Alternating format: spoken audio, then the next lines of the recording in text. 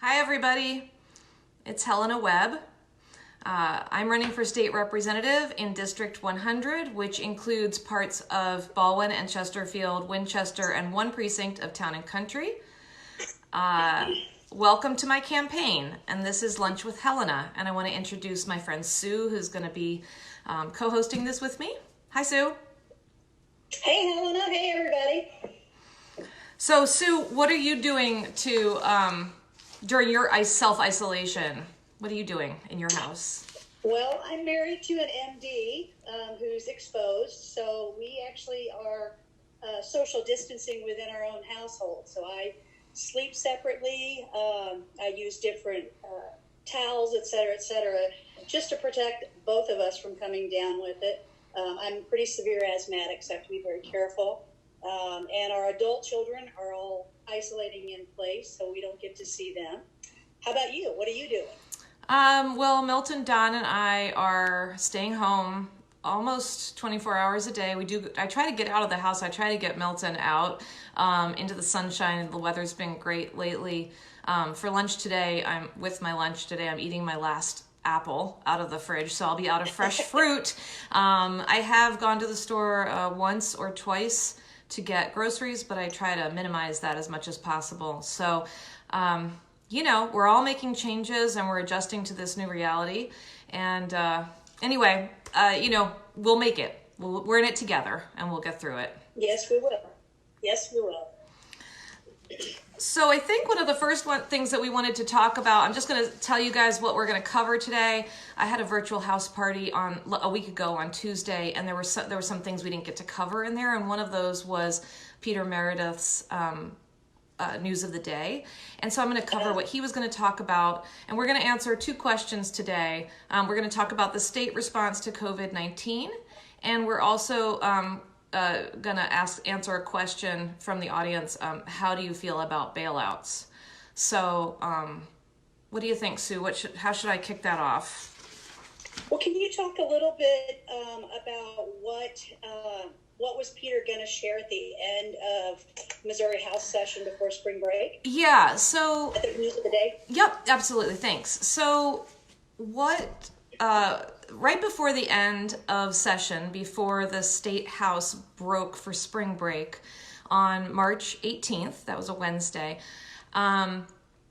an amendment was brought to the floor by a Democrat to give Governor Parsons authority to use $87 million in funds that are sitting in department piggy banks, they're leftovers from previous budgets, things that have kind of accumulated over time.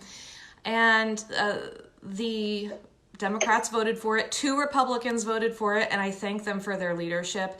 The rest of the Republican Party in the House, the Missouri House, killed the amendment. And I want everybody... Can I ask? Yeah. Can I ask the question? How did our representative Greyer vote on that? Yes, thank you. My opponent, Derek Greyer, voted against giving Governor Parsons authority to use $87 million to buy personal protection equipment, ventilators, and to help outfit special ICU, additional ICU beds. And, we have a lot of really amazing healthcare facilities and doctors and nurses and technicians who live and work in West County. I mean, we have amazing hospitals in the county and in the city. And, these are our voters. This is us. This is us who's on the front lines. And I just think it shows a lack of leadership, a lack of forethought. It's very short-sighted. Apparently, I don't know if it was the governor. Yeah. What would you do differently? Well, I would have voted for it. First of all, Governor Parsons is doing a little bit to address the situations. He's doing things like relaxing legislation that deals with trucking so that we can get food and equipment to and from across the state. What can he do without money? And apparently the legislators, one of them was quoted as saying that they're going to wait for federal dollars. I can't believe that a conservative believes in waiting for federal assistance and not being responsible for ourselves, being proactive to protect our doctors and nurses as well as our patients. So I'm it's sort of like the world is upside down for me a little bit when I hear things like that. But yeah, my opponent voted against this, and it, to me, if I was a healthcare worker, I would say he just voted against my health. He voted, he's not in favor of helping me get protected until the federal, how long is it going to take the federal government to send us equipment? We are pretty low on the totem pole, right? And we're not doing much to protect ourselves. So, you know, we may be late in this wave because of our location in the middle of the country, but it's coming. It is already here, and it is going to get worse. And I just wish more people would take it seriously. The family that got a lot of publicity, that were 5 members of the family, including the 2 oldest, the mother and the father, who are in, I think, their 60s, from Congregation Temple Israel. They live in this district. They live in Chesterfield. I walked their street in 2018. I probably knocked on their door, and you know, they're sick. They're sick. Well, you know, I was going to ask you a little bit about what Medicaid, and this is kind of off topic, but what did the Medicaid funding that we denied do to our hospitals in rural areas of Missouri? Well, we know that rural hospitals have closed because, and there are many reasons for that. Some of which is that, yes, we didn't expand Medicaid, which would have generated a lot of income for those hospitals. There's also the problem of for-profit hospitals, which I'm not against for-profit hospitals, but there was a case in rural Missouri where two hospitals were owned by the same for-profit company, and they did merge into one to save money, but serve fewer people at a longer distance. Anyway, but that's another issue. I'll get into that. Oh my goodness, that's a huge issue. I don't want to go too deep into that because we want to get through this topic. But I will say, look, I'd say, you know, whether you want businesses to shut down, whether you want them to stay open, whether you want, you know, to force people to stay in their homes or not, still, our healthcare workers are on the front lines, and we know they need that equipment, and we know there's going to be more patients, and they need that equipment. So why are we stalling? Because a delay of weeks is lives. And well, and I can say firsthand, being married to somebody who's in the medical profession and is in a medical office, they do not have PPEs, and they're going to be facing a wave of this very soon. And so I applaud you for being concerned about our healthcare workers. I guess just talking about that $87 million that we had, and then the money that's coming from the federal government, I'm wondering, how do you feel about bailouts? Yeah, so that was a good question that came in. You know, personally, I really don't like bailouts because it's tax dollars being given to companies who have already had preferential treatment from the government.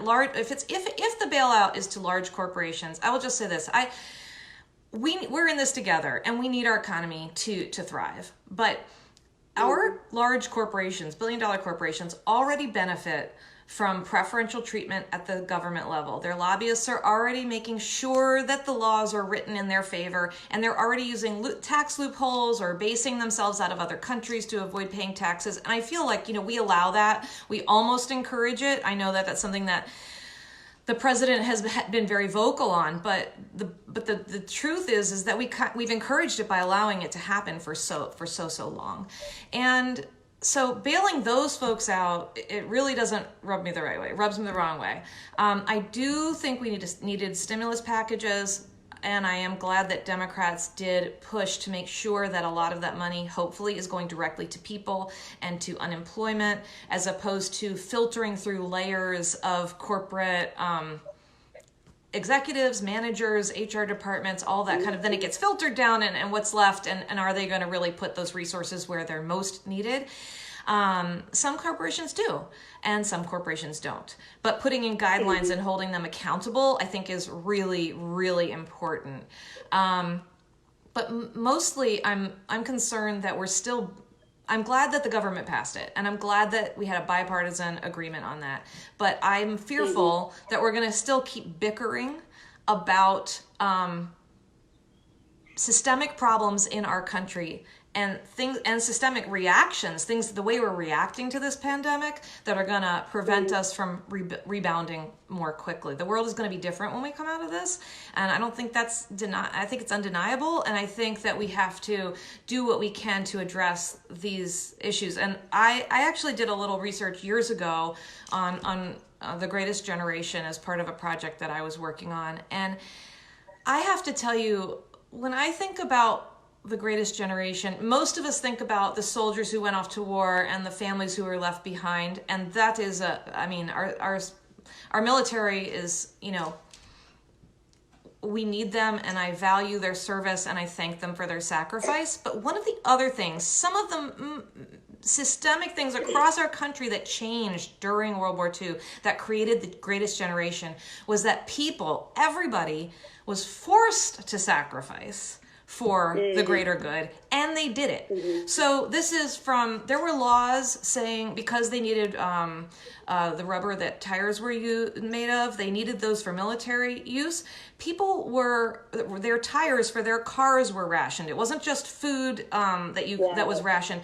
You could only buy a certain number of tires in a certain amount of time. There were limits there was a limit of, I think it was 35 miles an hour for how fast you could drive, because after that, you were using your tires up too quickly. It was wear and tear on the tires. Now, did everybody abide by it? Maybe, maybe not. But people turned in their appliances to have the metal melted down and turned into other things for the military. They turned in paper, material. People sacrificed, and they had to, right? We all came together for the greater good. And we all were unified in that way. And that's what made that generation the Great Generation. We all, so some people served in the military. Some people sent every piece of metal in their house to be used for military purposes. Women left their homes and went to work.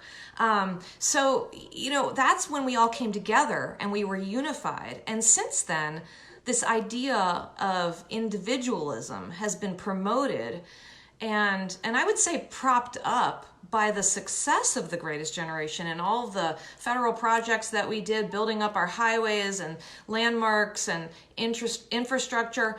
After that time, we were doing great because we were doing it together. And when we only think we're responsible to ourselves is when we cannot get anything done. And so, bailouts, I think that the message is we need to be aware that we're all connected. The economy in New York does affect the economy here. My line of work, a lot of my husband and my work comes from the coast. We work here. We bring our tax dollars here. We spend our money here. But our jobs are coming from elsewhere, outside the state. And a lot of money comes from outside the state. And when those economies suffer, we're going to suffer too. So, Anyway.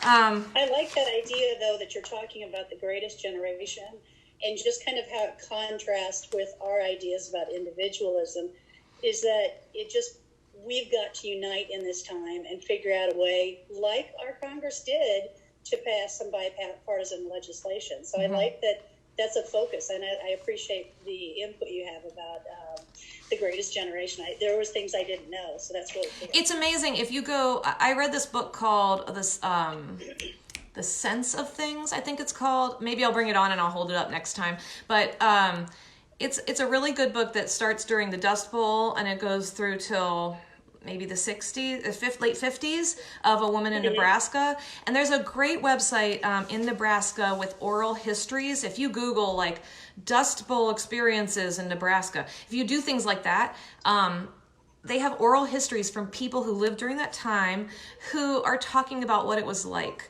And you learn so much. And then if you just do a little bit of digging, sugar was scarce. Some people had gardens and some people made gardens and some people went and lived on military facilities so they could build things for the war effort. And, everybody's lives changed and they came together. And I just think that's an important point. I thought I had one other thing I wanted talk about, but I was going to say these systemic problems. What I'm talking about at the national level is I feel like conservatism and some of our democratic values too. Of course, I'm a Democrat, so I'm partial to them. But we're talking about movements, political movements that started in the 50s and 60s, right? That really coalesced at that time. The world has changed. We have to move beyond these limitations that we set on our politicians. There are some Republicans who feel differently than their platform, but they're not allowed to do anything about it. And, we need to encourage people to fight for people. And the Constitution of Missouri, the second point, is that the government in Missouri is responsible for the welfare of the people. And we need to take care of each other. So I guess that's it. We're gonna keep this short because we want people to come back for another lunch with Helena. I'm telling you, in the time it takes to eat a sandwich and then get your cup of coffee, we're gonna talk about things. I just hope that people take an opportunity to get to know me, hear what I have to say, and I'm gonna be making sure that we know how my opponent votes on things, and I'm also gonna be sharing the surveys that I get from various lobbyist groups, special interest groups, where they ask me what I think. I'm going to read them out loud and answer the questions online so everybody knows where I stand on those issues and we can talk about some of those topics. I think it's really, as a first time candidate, last time I ran, I would get these surveys. Some are really short, some are long, and it really is an eye opener into the mindset of the special interest group, how they ask the questions, how they approach the politician, the candidate, how they approach, how they ask their questions. It's really interesting. So we're going to do that, and then also we're going to answer the last question that came in from where is it? I can't find it. From the house party. Why would you be a good representative? What makes you better than the one we've got? I promise that I will answer that question next time. Well, Sue, thank you so much for being here. It's so nice to talk with somebody. And do you have anything you want to say before we finish up? Yeah, I would love to tell people that in the time that I've been able to get to know you from the last campaign forward, I just think Missourians need to get to know you and where you stand on policies. And this is not something Helena asked me to do. It's just something because I know her. I believe in her, and I believe in what she's wanting to do for our state, and that we need good government in our state, not to intervene in our privacy, but in our public policy. And I think she has a good mindset for that. So sorry I had to do the plug because I do think you're an excellent candidate, and I pray that people will vote for you. Thanks a lot. I really try to see both sides or all sides of the issues, and also respect the nature of the constituency here in the district that I'm wanting to represent. And that's something I think people should know. I am not an ideologist. I have my own values and my convictions, but I also am aware of the variety of opinions in the district, and I believe that coming together is the way to make real progress. So thanks everybody for joining. We'll see you next time. We're not going to do these once a week. We might do them twice a week. We might do them, we'll sort of pepper them out and do them as often as possible, and hopefully it's a nice break in your day. Have a great rest of your lunch. Thanks. Bye. Thanks, Helena. Bye.